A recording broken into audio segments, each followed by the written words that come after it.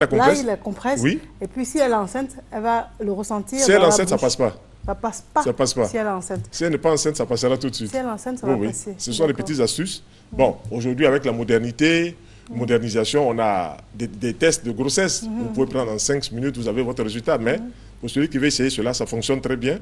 Tout de suite, vous utilisez l'ail comme ça et vous avez des résultats. Voilà. Donc, les asthmatiques peuvent utiliser de l'ail correctement. Les hypertendus devraient en faire une consommation quotidienne.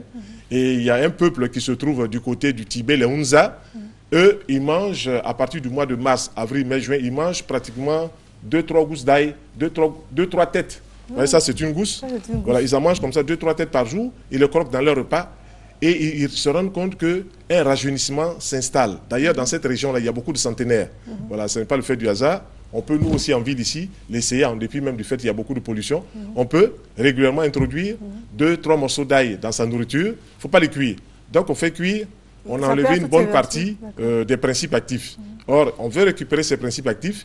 Il y a l'huile essentielle qu'on appelle l'huile d'alyle.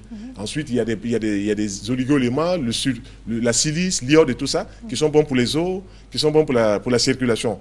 Dès qu'on va utiliser ces produits-là, on va faire du bien à tout son corps.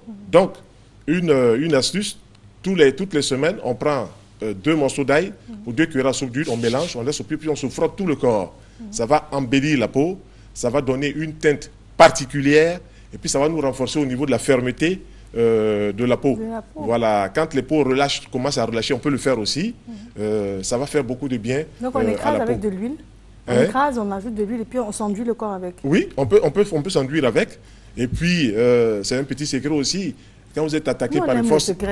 Quand vous êtes attaqué... Je vais vous demander, parce que là, il y en a qui en collier, qui le mettent dans les endroits de la maison pour éviter le mauvais sort ou bien pour couper un peu avec... Pour le mauvais sort, c'est bon. Il y a un côté mystique ça c'est connu, Mariam. C'est connu depuis la nuit des temps que les gens accrochaient un paquet d'ail à la porte pour empêcher que les mauvais sorts arrivent dans la maison, que les gens portent de l'ail dans les poches pour empocher le mauvais sort. Mais en même temps, quand vous portez de l'ail, ça fait venir aussi de l'argent chez vous.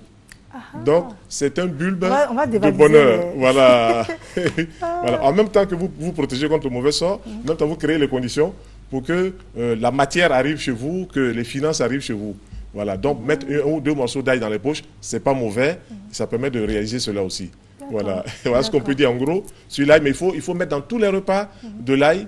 Moi, je m'amusais il y a 15 ans en arrière, avec les patients qu'on rencontre, j'évite de les gêner avec l'odeur, mais sinon, j'en mangeais pratiquement. Puis les gens disent, mais docteur, toi, tu restes toujours jeune. Et oui, si on mange de l'ail, on va rester jeune. Si on mange de l'ail, toute une tête entière, où il y a 5 ou 6 gousses, tous les jours, c'est sûr que le cœur va être propre au niveau de ses pulsations, que les veines vont être nettoyées, que le sang sera rechargé, que la peau sera dynamique. Ah oui, ça, on l'a expérimenté plusieurs fois. Et chaque fois, je peux me glisser 2 ou 3 morceaux d'ail comme ça dans la journée, je le fais. Voilà, ça fait du bien. Et puis, tout le cerveau est bien oxygéné parce que c'est un antioxydant.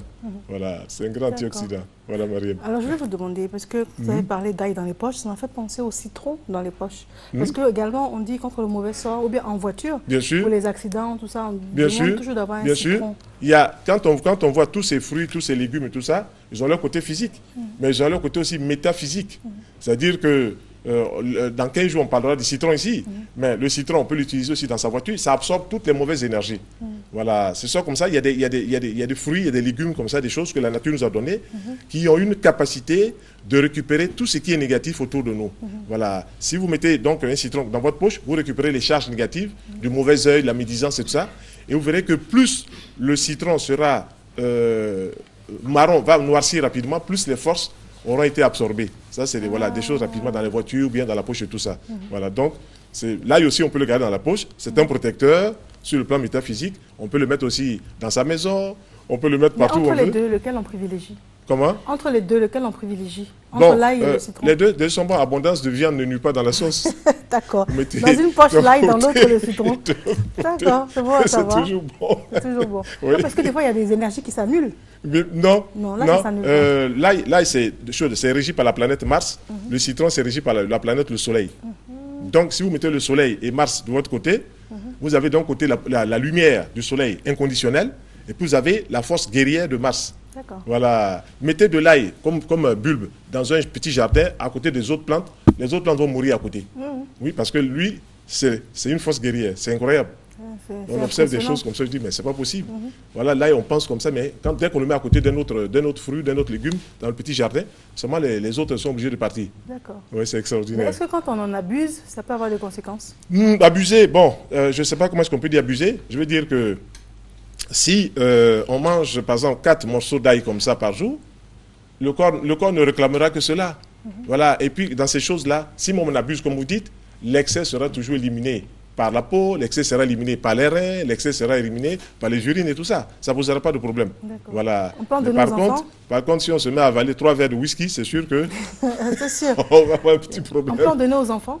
On peut en donner aux enfants. Par exemple, un morceau d'ail comme ça, vous le mettez dans 1 litre d'eau. Dans 1 litre d'eau, vous écrasez ce taille-là, un morceau, puis vous le mettez dans 1 litre d'eau. Le principe actif est là, l'effet brûlant a disparu, et vous en donnez un verre, par exemple, avec un peu de miel le matin. Vous allez faire du bien aux enfants, mais vous allez aussi chasser tous les vers qu'il peut avoir dans le tube digestif par le fait que les enfants ont mélangé des aliments qui n'étaient pas de bonne qualité. Voilà. Donc tout de suite, là, il va faire son travail de salubrité intestinale et vraiment, les enfants se porteront bien. Oui, se porteront bien. Docteur Aka Félix, votre mot de fin, puis un téléphone?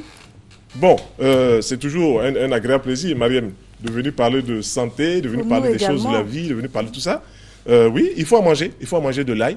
Voilà, tous ceux qui veulent avoir un peu plus de renseignements au-delà de ce qu'on a dit en quelques minutes peuvent nous appeler au 07 90 09 83. Voilà. D'accord. On peut reprendre le téléphone?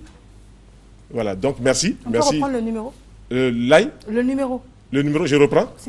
Bon, des gens qui me disent, il dit trop vite ça, je ne sais pas si il dit trop vite. 07 90 09 83. Voilà. D'accord, très bien. Voilà. Merci à vous. Merci Marie. Merci.